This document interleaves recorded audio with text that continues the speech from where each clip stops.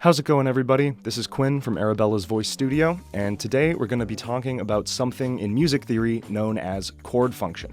If you're just getting started, you want to try writing your own songs, coming up with your own pieces of music, or if you just want to understand more about the music you already love, this is going to be a great bit of information.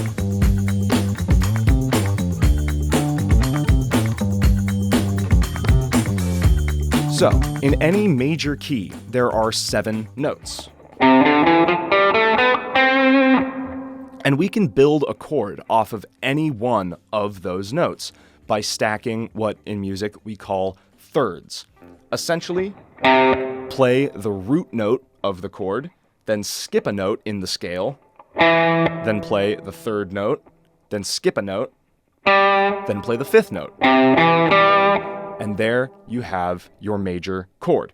Or minor chord, depends on the thirds and the way that the notes are organized in the scale. But we're going to talk about that. Now, it stands to reason that if you can build a chord off of any one of the notes in that major scale, that you're going to end up with 7 diatonic chords. When I say the word diatonic, I mean that the notes in the chord are all in that scale. We aren't using any notes that are from a different scale, like any of those. We can group these 7 chords into 3 boxes for now. We're going to call those boxes tonic, subdominant, and dominant. Our tonic chords include our 1 chord, our 3 minor chord, and our 6 minor chord. These chords all feel very stable in the key. They feel like home. We can kind of hang out on any of those chords, and it doesn't really feel to the listener like something needs to change. Obviously, if you do that for an entire song, it's going to be very boring. There's not going to be a lot of movement, but those chords, we'll call them either tonic or just our home chords. They work like that because they use a lot of the same notes. Here is our 1 chord. Here's our 3 chord. And here is our 6 chord. All of those chords share at least 2 notes with the other chords in that tonic group. The subdominant group includes our 4 chord and our 2 minor. These chords feel like somewhat of a departure from the main tonality of our key. They stay comfortable. They're still in there. I'll show you right now, moving from 1 to, let's say, our 2 minor subdominant chord, to our 4 subdominant chord, and then back to our tonic of 1.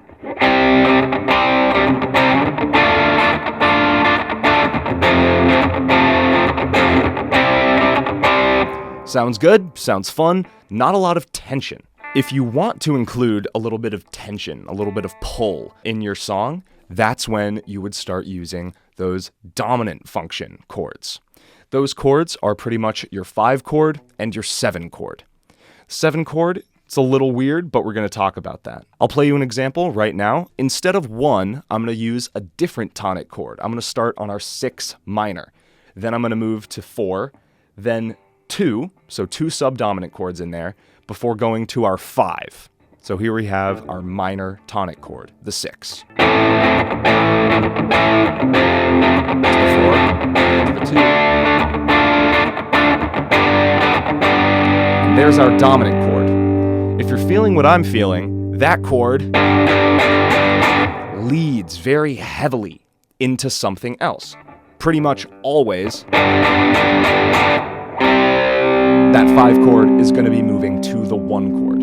That is essentially how it is used in almost all music. There are exceptions, but you don't need to worry about that right now. So essentially, if you're trying to write a song or just understand more about a song that you're listening to, you don't need to worry about exactly what chord is being played. You just need to feel that movement, that stable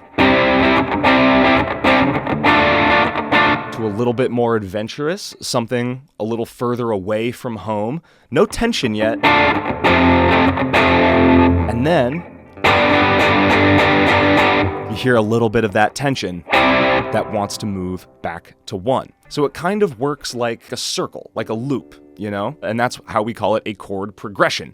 It moves from 1 to the next, and it pulls the listener's ear in different directions. What direction? That's up to the songwriter.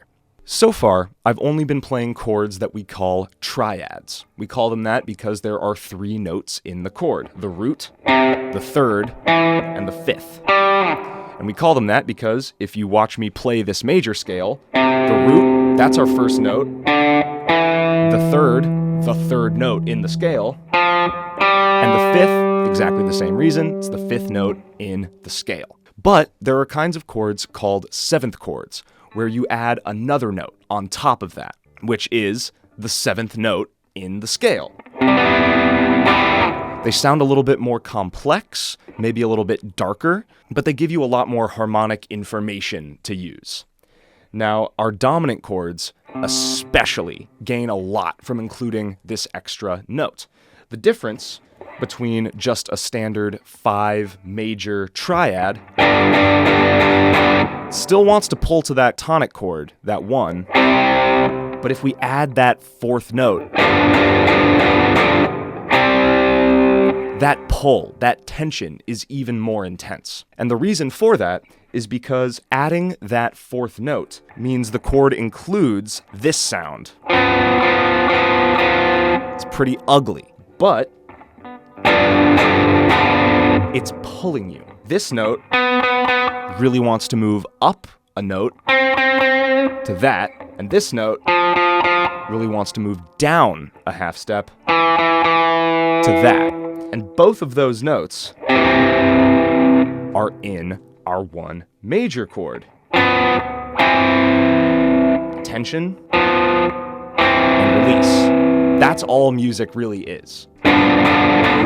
So, the same is true with that 7 chord. This time, I'm going to give you a 1 major, our tonic, to our 4 subdominant, to a 2 minor, another subdominant chord, to our 7 chord. And you're going to hear that same tension and then release as we move back to our 1.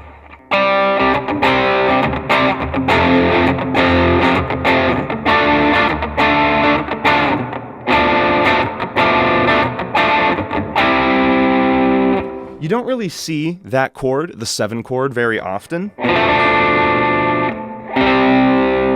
In my opinion, the pull back to 1 isn't quite as strong as it is with our 5-7 chord. But if you want to switch things up a little bit, use it, play around with it. Basically, all I'm trying to say with this video is that if you want to start writing your own songs, it might be helpful to first think about the tonic, subdominant, dominant movement, rather than worrying about exactly which chords are going to fill that space. Because you have options.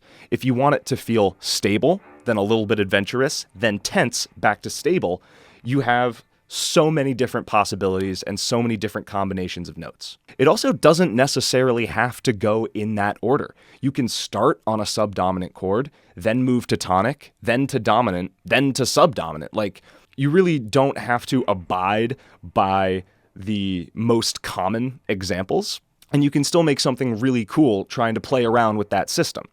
Music is all about learning the rules so that you can break them, and that's what I'm trying to help you do today. So when you finish watching this video, go listen to some of your favorite music and try and hear that movement between stable, adventurous, tense, back to stable.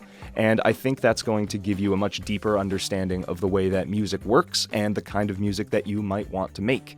Feel free to check out the rest of our YouTube channel for other music theory videos, song breakdowns, singing tips, and a whole bunch of other stuff.